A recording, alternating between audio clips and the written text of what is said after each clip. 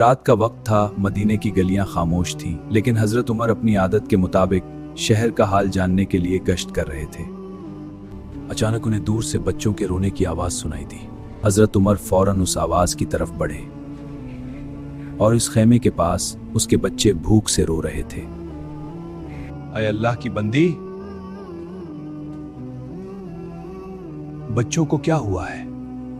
मेरे बच्चे भूखे हैं और मेरे पास खाने के लिए कुछ नहीं। मैंने हांडी में सिर्फ पानी रखा है ताकि बच्चे समझे खाना पक रहा है और शायद इंतजार करते करते सो जाए। ये सुनकर हजरत उमर का दिल कांप उठा। उन्होंने फौरन अपने साथी से कहा, चलो बैतुल माल चलते हैं। हजरत उमर ने आटे की बोरी और कुछ खाने का सामान उठा लिया। या अमीरुल मोमिनीन, ये बोरी मुझे दे दें। क्या कयामत के दिन भी तुम मेरा बोझ उठाओगे?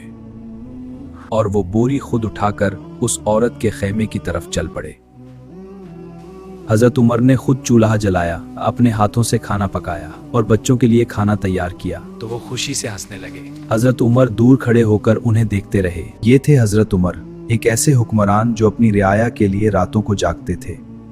याद रखें, इस्लाम में हुक्मरानी इज्जत नहीं बल्कि एक बहुत बड़ी जिम्मेदारी है।